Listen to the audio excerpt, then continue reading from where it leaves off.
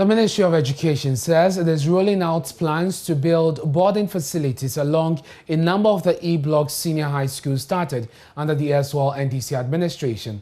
According to the Minister, Dr. Yaosei Duchum, this is in furtherance of government's plan for increased investment in science, technology, engineering and math education in Ghana.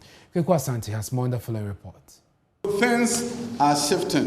Things are changing. And what do we need to do? What we need to do is to change our education system to meet that need. And to meet that need means that we need to focus on STEM education. Dr. Yaosei Duchum has explained the new focus of his ministry is to make science, technology, engineering and maths education in the country attractive as a sure way of growing the country's economy. The ministry, in partnership with the Academic City University College, organized a forum to discuss STEM education and how all stakeholders can come together and ensure its success. As part of this, the minister says government will begin the institution of an incentive system to ensure more STEM teachers accept postings to rural and deprived areas. We have to address incentives for teachers in rural areas. Ghana Education Service is working on this issue, and I want them to speed it up so that that system can be created, so that there will be no school in this country without a teacher.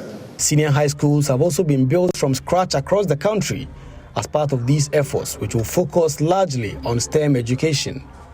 So the infrastructure that we are doing is to reform systems that are already in place in our regular schools, as we also build facilities that will ensure that STEM can truly be practiced.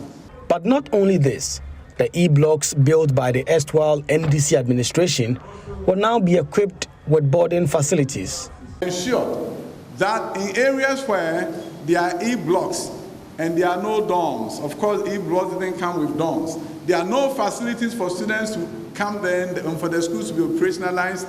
We are building dormitory blocks so that the E-Blocks can also be operationalized for the benefit of the Ghanaian student. Those resources that were used in building the E-Blocks were the resources of this nation. And the president has directed that we do everything possible to ensure that in cases where the E-Blocks were not built in the middle of town and the schools cannot be opened because students cannot just walk there, as is the case of Drobonso. The selection of Academic City University College as the venue for this conversation was not coincidental. The institution offers world-class programs in technology and engineering with a state-of-the-art and ultra-modern campus in Ghana. With a vision to become a world-class center for learning, innovation and entrepreneurship that nurtures future leaders who can innovatively solve complex problems within an ethical, entrepreneurial and collaborative environment. The University College says it's ready to play its role in deepening STEM education in Ghana.